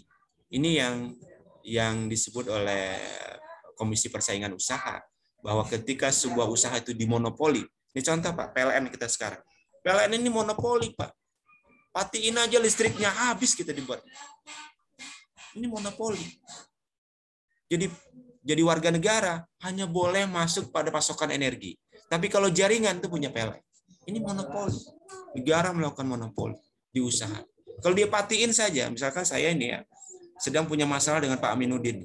Saya cukup patiin jaringan listrik ke Pak Aminuddin aja. Beres tuh Pak. Jerit Pak Aminuddin. Angkat tangan pasti. Langsung ada bendera putihnya langsung. Nggak perlu yang lain Pak. Cukup urusan listriknya saja. Betul nggak Pak Aminuddin? Atau saya punya masalah sama Pak Budina ini. Ya, punya masalah. Nah, saya cukup suruh datang orang ke rumahnya Budina untuk tagih hutang aja. Tidak perlu Budina punya hutang, suruh orang aja nagih hutang tiap hari. Tiap hari. Ada yang hutang masalah arisan, nanti orang datang, ya ke Budina ya, hutang arisan, lalu kemudian hutang pinjaman. Pokoknya dengan berbagai macam alasan orang datang ke rumah. Pusing pasti Budina. Ini contoh saja, berpandangan secara filsafat. Lalu kemudian peristiwa. Nah, misalkan gini, untuk mengganggu reputasi. Mudah kok Pak Rinto, kepada Pak Rinto ini mudah. Saya datangin petugas pajak aja, datang ke rumah, coba ukur rumahnya Pak Rinto itu sudah ada IMB belum rumahnya Pak Rinto. Mudah. Contoh Pak, contoh. Saya tidak mengatakan ini untuk menguji kebenaran atau tidak. Misalkan saya mengganggu reputasi usahanya Pak Rinto. Reputasi usaha. Pak Rinto punya media misalkan begitu. Udah cek aja limbah B3-nya, ada nggak perusahaan itu? Beres kok Pak. Kalau misalkan, nah begitu. Jadi sebetulnya untuk merusak reputasi itu bisa. Mudah. Nah, beberapa banyak usaha yang itu dilakukan oleh monopoli oleh negara. Lalu contohnya berikutnya begini. Ini contoh lagi, ini kasus. Nah, mengenai ekonomi pedesaan. Coba kita pikirkan ekonomi pedesaan.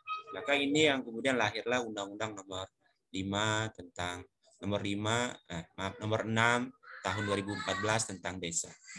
Undang-Undang nomor 6 tahun 2014 tentang desa ini bicara mengenai terkait dengan pengakuan, penjaminan, dan pembangunan desa.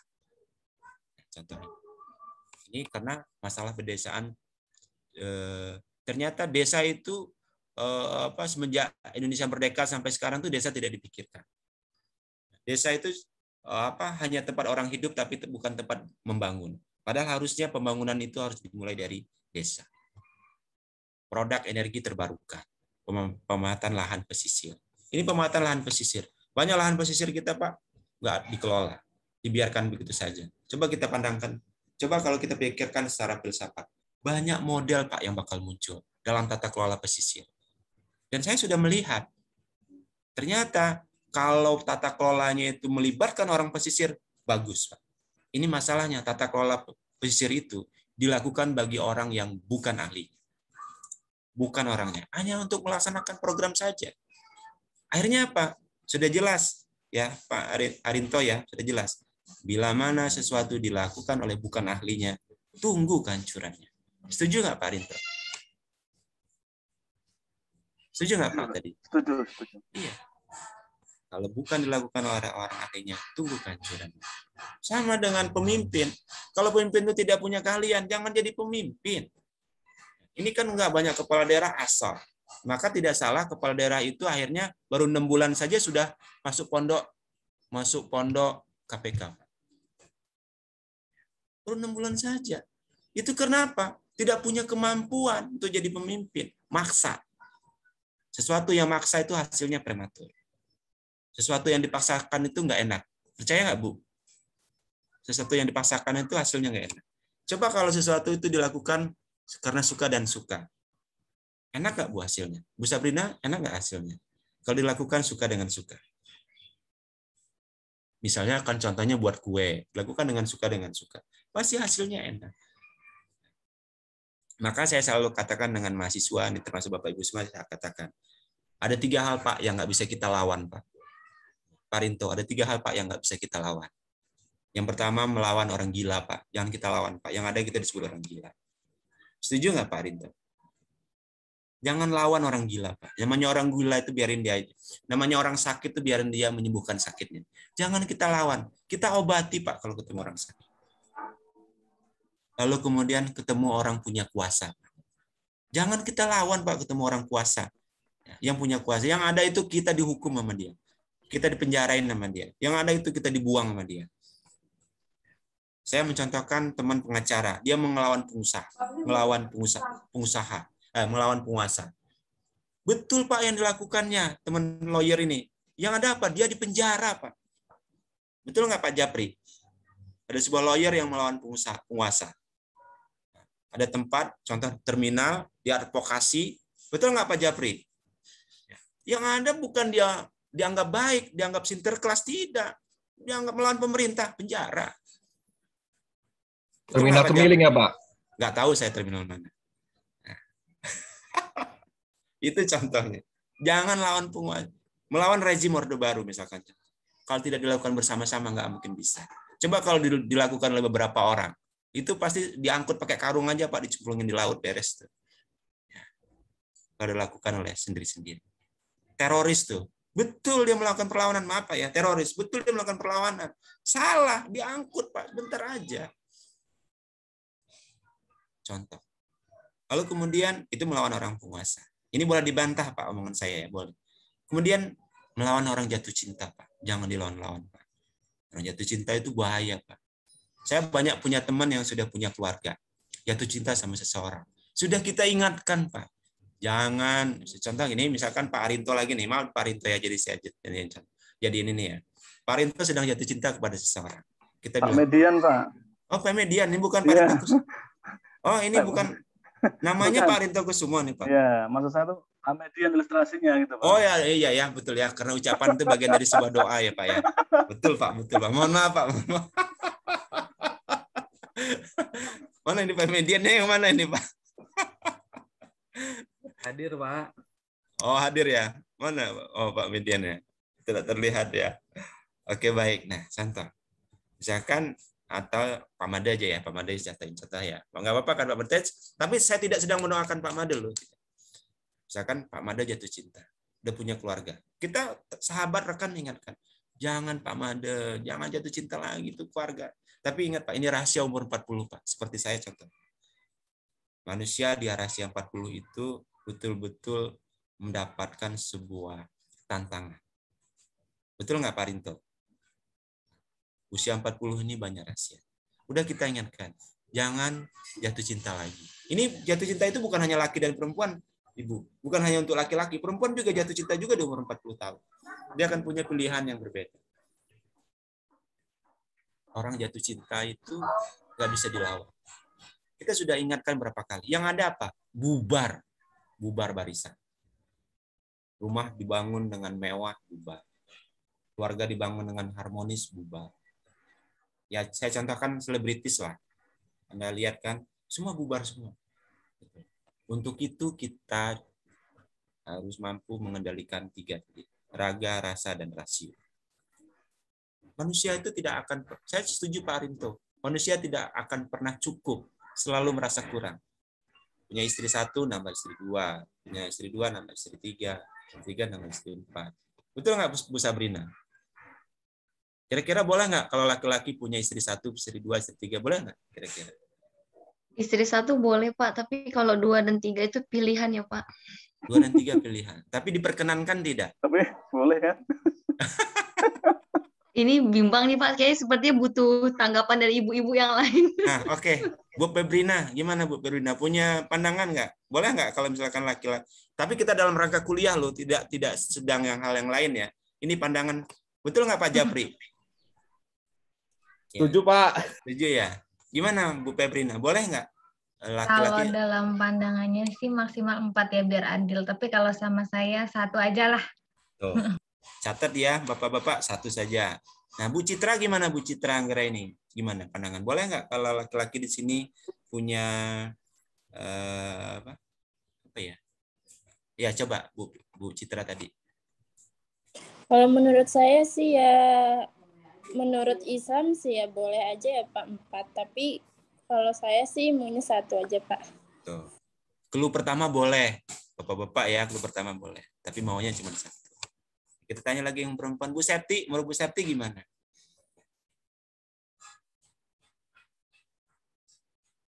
Ya, silakan Bu Septi. Tanya aja, ini nggak perlu jujur, bohong juga boleh. Bohong juga boleh, Kak. Silakan Bu Septi. Septi saya Pak, Septina. Oh ya, Septina. Mangga Bu. Hah? Silakan. Nggak boleh tuh Pak, kayak hebat banget. Udah punya banyak istri. Oh. Nggak boleh, Bapak-bapak ya. Kalau Bu Septi nggak boleh. Kita tanya sama Bu Mita Hasibuan. Bu Mita punya pandangan sendiri, Bu Mita? Siap, Pak. Ya. Kalau menurut saya 1 aja, Pak. 1 cukup. Iya, 1 cukup, Pak. Ya. Tapi kalau 2, 3 boleh? Enggak, Pak. 1 aja, Pak. 1 aja. Karena pada prinsipnya sebuah hubungan itu hanya dengan 1 orang, 1 pasangan gitu loh, Pak. Baik. Jadi tinggal dibina. Kalau 2, 3 ya nggak akan bisa gitu loh, Pak. Ya. Tuh catat ya Bapak-bapak ya. 1 saja aja repot lagi 2 dan 3. Mungkin siap, Pak. 1, ya. Pak. Gimana Pak Budi? Kemudian 1. Gimana Pak Budi? Mungkin istrinya 1, selirnya yang banyak. Mungkin. Selir banyak, ya benar juga ya. 1 yang resmi, yang lain tidak resmi. Ya, bercanda. Ya, ini juga kita jalan rangka bercanda juga, nggak serius-serius sama kuliah. Coba Ibu ini Bu Dina Sapitri. Ya, saya merecord dulu mendengarkan nih, dalam rangka mendengarkan aja. Pilihan hanya 1, Pak. Tuh, pilihan cuma 1 ya Bapak-bapak. Oke, yang lain Ibu Apap Haryanti, Bu, kita pengen dengar suaranya, Bu. Setuju ya? Kita dengarkan juga suaranya. Ini yang perempuan kita dengarkan. Ibu Apap silahkan. Bu Haryanti. Bu Haryanti mendengarkan saya, Bu. Ibu Haryanti, Apap Haryanti. Bu Haryanti ini kayaknya videonya yang ditongolin ya? Kayaknya dengar pertanyaannya aja udah kesel, Pak. Oh, dengar pertanyaannya sudah kesel ya. Ya. Nah, kalau gitu kita tanya sama Bu Mailita. Bu Mailita, dengarkan saya, Bu. Gimana Bu Mei? Kalau saya, Pak, pada prinsipnya boleh. Boleh. Tapi nih. jangan suami saya, Pak. Waduh, suami orang lain. Iya, kalau yang lain monggo. Kalau suami saya jangan. Gitu ya. Waduh. Ya. Boleh, Pak, tapi suami orang lain dengan suami saya. Waduh. Ini yang bahaya ini kan, masa harus orang lain. Oke, baik. Sebetulnya ini saya sudah ditelepon tadi dari magister. Saya dibilang, Bapak ini ngajar apa sedang bercandaan, Pak? Katanya gitu. Ya. Enggak, maksudnya begini. Saya ngajarnya sudah melebihi, Pak. Harusnya jam 9.30 sudah disuruh berhenti. Tapi sekarang kita sudah sampai jam 10. Ya. Mudah-mudahan Bapak Ibu semua happy ya. Kita modelnya begini ya. Saya mau kasih tugas kepada Bapak Ibu semua nanti minggu depan, silahkan nanti distorkan di Piklas. Tugasnya sederhana saja, pandangan filsafat. Saya sudah kirim, saya minta Bapak Ibu semua membaca bukunya Reskopun ya, buku Reskopun tadi. Saya minta nanti kita akan bahas. Ini sudah saya kasih tugas. Silahkan Bapak Ibu semua meresum bukunya Reskopun tentang tujuan hukum. Ya, nanti kita akan presentasikan minggu depan. Nanti saya akan buka room di Piklas. Ya. Saya sudah kirim bahan ini di Piklas, bisa di-download. Tugas ini juga ada di situ. Saya minta Bapak Ibu semua untuk membuat resume di bukunya Reskopun, Pengantar Filsafat Hukum. Oke, sampai di sini ada pertanyaan, silahkan Bapak Ibu semua. Izin dikit Pak. Boleh, Pak Japri. Jadi ini tadi kan kita melihat dari kacamata, ya saya bilang bukunya adalah filsafat yang berkaitan dengan teis Pak. Yang ada di situ ada warna teis, artinya ada kepercayaan. Nah, memang agak sedikit menyinggung Pak dikit. Ada beberapa negara juga yang juga dia mengkonsepkan negara itu sebagai negara ateis, Pak. Ya. Nah, ada juga orang itu yang sifatnya kepercayaannya adalah agnostik, Pak. Nah, jadi selain ada konsepsi teis, ada ateis dan ada agnostik. Agnostik itu dia percaya ada pencipta, tapi dia tidak percaya dengan dogma-dogma yang ada di dunia terhadap kaitannya juga dengan konsepsi daripada pemikiran filsafat. Dan ini sangat mempengaruhi pastinya.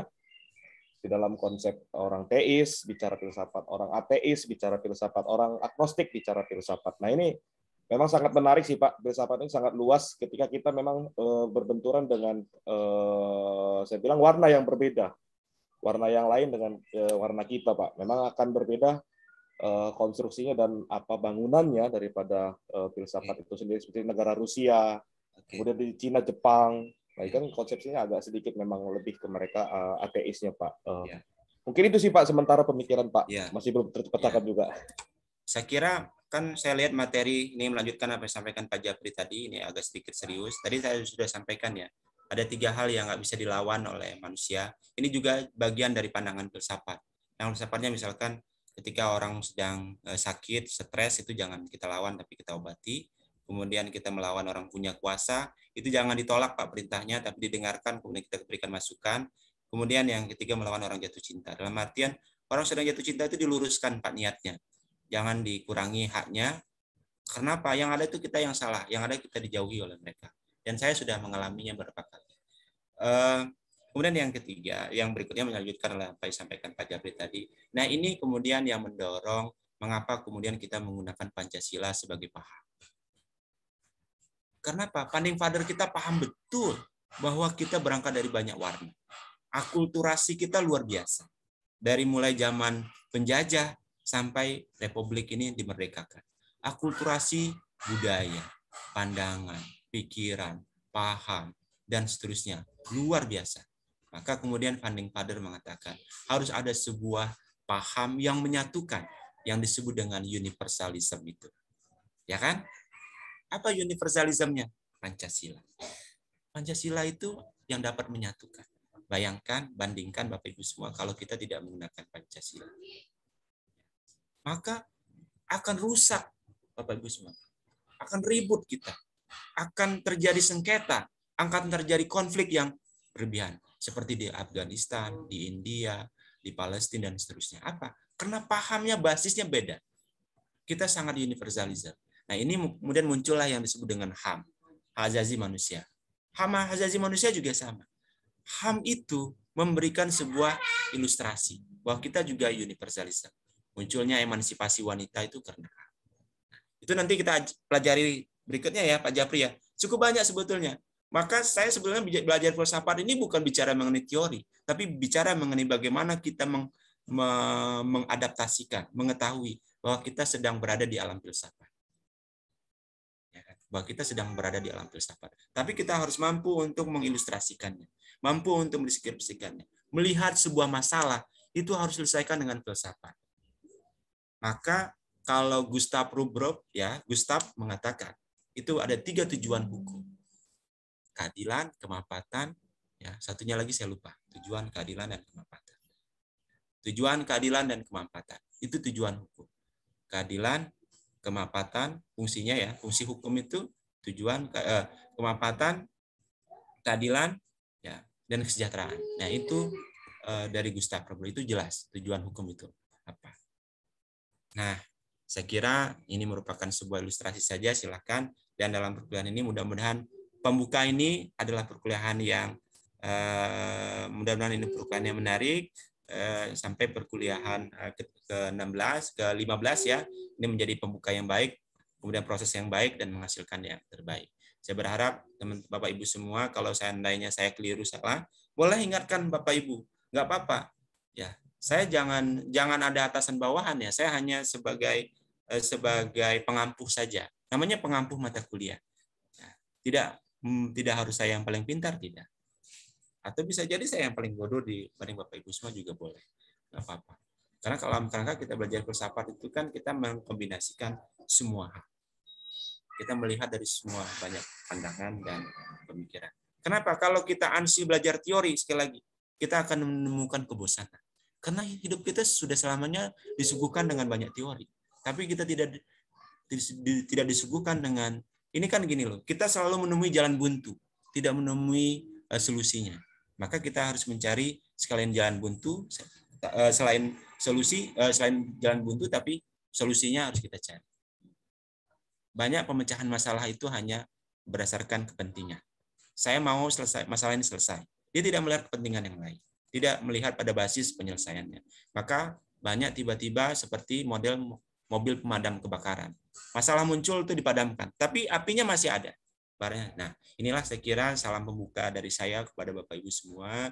Dan memang banyak pandangan-pandangan, bukan cuma pandangan sosial, pandangan keagamaan, ada sudut pandang ekonomi, ada sudut pandang adat juga nanti kita akan kombinasikan dalam pembelajaran ini. Maka saya kira saya meminta kepada Bapak Ibu semua untuk membaca bukunya Reskofon tentang apa itu tujuan hukum. Bab pertama tujuan hukum. Saya meminta Bapak Ibu untuk mengetik tugas itu lalu kumpulkan di Biklas. Buku Reskoffonnya seperti ini. Reskofon seperti ini. Boleh pengantar filsafat. Silahkan cari di lapak online. Kalau yang sudah ada, alhamdulillah. Yang tidak ada, mudah-mudahan Bapak Ibu dengan ini, Bapak Ibu bisa mencari dan membacanya. Kenapa saya bilang Reskofon? Karena India merupakan intisari kita belajar filsafat hukum. Kita tidak sedang bicara filsafat yang lain. Kita tidak sedang bicara filsafat agama, tapi kita sedang bicara filsafat hukum. Tapi pandangan filsafat hukum belajar dari nilai dan norma. Yang itu berasal dari nilai-nilai keagamaan, kesusilaan, kemudian kesantunan, kemudian nilai nilai-nilai yang ada di nilai kesopanan, budaya dan seterusnya. Berangkat dari sana. Jadi saya kira itu dari saya. Ada pertanyaan sebelum saya akhiri, Bapak Ibu semua silakan. Izin Pak, boleh bertanya Pak sedikit? Boleh Pak Midian. Nah, ini dia Pemidian yang disebutkan Perinto tadi ya. Saya tidak lihat loh. Ini punya potensi juga nih yang ketiga tadi ya. Betul nggak Pak Arinto? Enggak. Bercanda. Belum usia 40, Pak. Jadi belum potensi yang tadi. Saya lihat Pak Rinto punya buku rahasia umur 40 beliau. Saya yakin punya. Hah? Pak Medan pengusaha besar, Pak. Punya keinginan juga, Pak. Oh gitu. Iya. Izin Pak, yang mau saya tanyakan itu terkait dengan sebenarnya bagaimana sih pengaruh filsafat dalam tataran pelaksanaan, terutama bagi teman-teman yang ada di APH, penegak hukum. Karena contoh begini Pak, seperti yang Bapak sampaikan tadi, bahwa di awal Bapak sampaikan, kita tuh nggak boleh memandang hukum itu dari pandangan normatif saja gitu. Kemudian Bapak tadi sampaikan terkait dengan tadi Undang-Undang Perlindungan Anak, bahwa pemikiran filsafat dalam sebuah peraturan perundang-undangan itu ada di dalam konsideran menimbang. Nah, dalam konteks tadi Pak soal anak tadi, anak itu nggak boleh bekerja dan lain-lain, bahwa ada perlindungan anak di situ. Kemudian kita tarik ke ranah filsafat lain, juga filsafat agama, bahwa anak itu harus berbakti kepada orang tua, Pak. Betul. Ketika itu dihubungkan bahwa itu adalah bakti seorang anak kepada orang tua, di satu sisi juga itu menjadi sebuah pertentangan dalam peraturan perundang-undangan. Bagaimana sih Pak filsafat itu bekerja, pengaruhnya, atau bagaimana cara kami menggunakan pemikiran filsafat itu dalam tataran pelaksanaan? Itu Pak yang ingin coba saya diskusikan, Pak. Mohon arahan, Pak. Terima kasih, Pak. Maka pertama, ini bagus nih Pak Median ya. Tapi kita butuh waktu sambil ngopi nih kayaknya ya, Pak Japri ya. Iya, jangan hanya ketemu di ruang Zoom aja nih. Ini kan Pak Median salah satu APH yang bagus nih. Pindahan dari Tanggamus nih. Ini keren nih ya. Ya, kalau tidak salah betul ya Pak Median ya. Siap, Bapak. Tapi slogannya begini. Ini maaf nih ya Bapak Ibu ya yang APH ya. Ini Pak Japri juga silakan. Hukum itu equal. Hukum itu equal. Equal ya, hukum itu equal. Tapi di mata APH belum tentu equal. Boleh kita perdebatkan. Di mata hukum kita equal, tapi di mata APH belum tentu equal. Betul nggak Pak Wim? Betul sekali, Pak. Betul sekali. Yang lain yang membantah omongan saya silakan. Di mata hukum kita equal, tapi di mata APH belum tentu equal. Pak Japri boleh menerjemahkan apa yang saya sebutkan tadi? Ini saya hanya memancing aja loh Pak. Ya, kan namanya belajar filsafat, betul nggak Pak Aminuddin? Pak Dharma, boleh? Betul nggak Pak Aminuddin? Ya Pak, benar. Katanya sederhana, tapi luar biasa Pak dalamnya. Ketika Pak Median mempertanyakan itu, saya punya sebuah clue yang juga harus dipersepsikan untuk dapat menafsirkan itu. Dari mana kira-kira pandangan itu? Maka kira tadi saya sudah sampaikan dari awal. Manusia diletakkan 3 itu supaya dapat dikendalikan. Di situ kita berpikir, berpandangan bagaimana kita berfilsafat. Di mana kita mulai berfilsafat itu mulai dari diri kita, rasa kita, dan rasio kita. Itu dimulai dari pertama. Kita tidak bisa bicara ilmu, tidak bisa belajar tentang keyakinan, Pak, seperti yang disampaikan Pak Arinto tadi. Kalau kita tidak berangkat dari rasio yang baik. Kita tidak berangkat dari rasa yang baik. Tidak bisa berangkat dari raga yang benar. Bagaimana kita bicara mengenai keyakinan yang bagus, Pak? Ketika rasio kita rusak. Ketika rasa kita dicampuri, dicemari dengan makanan yang haram, Pak. Coba. Nggak akan bagus. Nah, disitulah pertamanya, Pak. Saya mengajak kita kembali kepada prinsip awal ya, fondasi awal. Kemudian yang berikutnya, step yang kedua. Nanti kita akan ketemu di perkuliahan berikutnya, Pak. Bagaimana kita mengimplementasikan yang Bapak sebutkan tadi. Bagaimana kita menggunakan ketiga hal ini? Maka clue sudah disampaikan Pak Rudi pasti secara teori apa yang disebut dengan ontologi, apa yang disebut dengan epistemologi, apa yang disebut dengan aksiologi. Itu cara kita menggunakan akal, rasa, dan pikiran kita dari situ. Clear ya, Pak Median ya? Jadi tidak selesai di pertemuan pertama loh, Pak. Kan kita ada 15 pertemuan. Setuju nggak Pak Rinto? Iya Bapak, cuma teman-teman ini Pak punya ide nih, kadang-kadang pengen kuliah offline Pak. Nah, saya juga senang kuliah. Saya sudah lama kangen dengan teman-teman semua. Saya sudah kangen, rindu juga dengan bukan cuma daring, offline juga. Saya juga lebih suka offline sebetulnya. Apalagi ini bicara kuliah filsafat. Kuliah filsafat itu tidak hanya sebatas tatap muka, tapi kuliah filsafatnya harus sentuhan mata loh Pak. Makanya sebutkan sentuhan mata. Saya bisa Saya bisa menangkap kita sedang bercanda apa, kita sedang serius. Itu terlihat dari matanya, Pak. Saya melihat matanya Pak Muhsinun. Itu saya harus melihat sentuhan matanya seperti apa. Sedang baik-baik saja atau tidak sedang baik-baik saja terlihat. Misalkan Pak Gita, kemudian nanti kalau saya bilang ibu, nanti saya kira jatuh cinta lagi. Saya khawatir, bener kan? Jadi saya melihat matanya Bu Sabrina, wah, Bapak itu sedang punya feel ya sama saya. Dan saya khawatirnya di situ. Tidak kok Pak. Saya sedang melihat saja.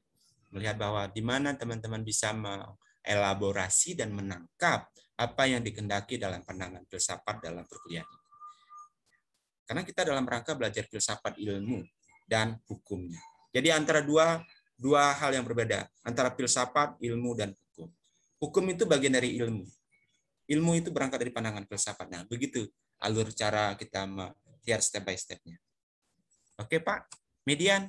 Tenang, Pak Median. Apa yang Pak Median sampaikan sudah saya catat kok, Pak. Dan kita akan turunkan satu-satu di pertemuan berikutnya. Ya. Jangan lupa kopinya Pak Median. Nah, bukan cuma kopinya, Pak. Sama cukonya juga kalau kata orang Palembang itu. Pak Made suruh bawa itu Pak, otak-otak Pak. Oh ya, Pak Made ya. Tentukan aja lokasinya. Nah, siap. Nah, kalau gitu kita serahkan dengan Pak Median yang mengaturnya, Pak Made. Atau kita serahkan dengan Pak Japri. Nah, Pak Japri ini biasanya banyak tempat ngobrolnya. Ya, mau wilayah privat, kalau wilayah publik, tahu betul Pak Japri ya kan. Ya. Siap ngikut Pak. Baik, saya kira itu perkuliahan kita pada pagi hari ini. Ini saya sudah ingatkan ke jam 10 mau kuliah perimbangan ya sama teman-teman di angkatan yang lebih tua. Saya kira itu perkuliahan saya sebagai pengantar. Sekali lagi terima kasih. Kemudian yang kedua, terima kasih partisipasinya. Ini kita sudah hampir berlangsung 2 jam ya perkuliahan. Mudah-mudahan pertemuan ini merupakan awalan yang baik untuk hasil yang lebih baik. Dan silakan Bapak Ibu semua mencari buku yang saya sebutkan, buku Roskopon tadi. Ya kalau tidak ada bisa memfotokopi dengan saya juga boleh. Tapi masa iya sih APH fotokopi ya? Ya punya lah yang paling penting nggak. Ya nggak. Nah, jadi saya kira itu dari saya. Sekali lagi terima kasih. Saya akhiri selamat pagi. Sampai jumpa minggu depan. Assalamualaikum warahmatullahi wabarakatuh. Waalaikumsalam warahmatullahi wabarakatuh. Terima kasih Pak. Terima kasih Pak Dokter. Sama-sama. Terima kasih. Yuk.